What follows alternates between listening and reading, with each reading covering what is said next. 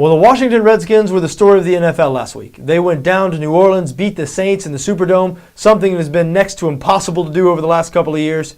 And they did it all with a quarterback making his first career start. Robert Griffin III, rookie out of Baylor, made his first career start, threw for 320 yards, 2 touchdowns, was named NFC Offensive Player of the Week. First player in history to be named NFC Offensive Player of the Week in his first start as a rookie. I mean, I just heard John Madden say on television that Robert Griffin III right now as we speak is the best player in the NFL. I mean, that's preposterous, but that's pretty much where we're at right now with Robert Griffin III and sort of the hype that him and this Washington Redskins team has generated after their Week 1 performance against the New Orleans Saints. Now, certainly a lot of people's opinions were changed about Washington in that game, and rightfully so. But I think people's opinions should be changed about the St. Louis Rams in Week 1 as well. The Rams went into Detroit against a Lions team that many people, myself included, expect to be very good this year, expect to be a little bit better than last year's Detroit team, which made the playoffs. And the Rams almost beat that Lions team. The Lions scored with, 10, 11 seconds left, scored a touchdown at the end of that game to beat the St. Louis Rams. This is a Rams team that was 2-14 last year. Jeff Fisher is in town now. Jeff Fisher, one of the best coaches in the league. And in Week 1, this team already looked like a Jeff Fisher team. That defense was absolutely night and day from the unit we saw last year, and really over the last 3 or 4 years. This Rams team has had a bad defense for several years now. They look very good in limiting a very explosive Detroit Lions offense. They get to play at home this week against the Redskins. Again, the Redskins coming in high on the horse after that upset in New Orleans. A rookie quarterback in his second career start. Washington is installed as a 3-point favorite right now in this game on BETDAQ. St. Louis a 3-point home underdog, and I think the Rams are a live home underdog. I do lean towards the Rams +3 in this game.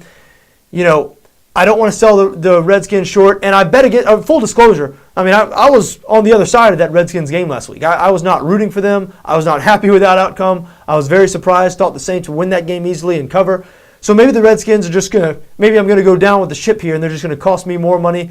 Listen, every year in the NFL, we know there's a team that goes worst to first. Every year there's a team who finishes last in their division the year before and ends up winning their division. And look at the San Francisco 49ers last year, the Kansas City Chiefs the year before. I mean, just about every year you can go down and find one example of a team who's done that. Will the Washington Redskins be that team this year? If they play like they did on this past Sunday against the New Orleans Saints, they certainly have the chance to be. But again, and I might go down with the ship here, I am not yet a believer on this Washington Redskins team. Robert Griffin III, a rookie in his second start, I'm sure he'll have a bright future in the league. I'm just not sure it's going to be this Sunday on the road against a Jeff Fisher coach defense. I do look for the Rams to win this game as the home underdog. Rams have some good pieces there. Steven Jackson, a running back who's vastly underrated because he's played on a bad team. This guy's been one of the top 10 backs in the league for years now. Sam Bradford, of course, former #1 overall pick, playing quarterback. That offense played sort of conservatively, and I look for them to be, again, a Jeff Fisher type team.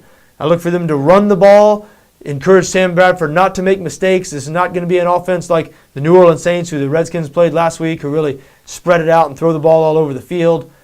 Defensively, Rams look much improved from what they were last year. I do like the St. Louis Rams this game +3. The total is 45 out in Vegas. It has not yet been released. The total has not yet been released on BETDAQ. We are expecting that soon. I do think this is going to be a relatively high-scoring game, even though, like I said, Jeff Fisher, it's a new era now in St. Louis, and the offense will be different. It'll look different, and the defense has already played better, but the personnel is just not there on this defense. The Redskins, based on what I saw last week, will score some points. I do think the Rams will win this game, will outscore the Redskins. Not sure which side of that total I like. However, I do like St. Louis +3 in this game. I do expect this to be one of my picks, which I post Friday or Saturday. Last week, 2-2 on the picks in the NFL, 2-0 in college. So we'll say 4-2 overall, which is honesty. But 500 in the NFL, we'll try to get to our winning ways, try to get on the winning path here this week. And I think one of the games we're going to start with is St. Louis +3 against Washington.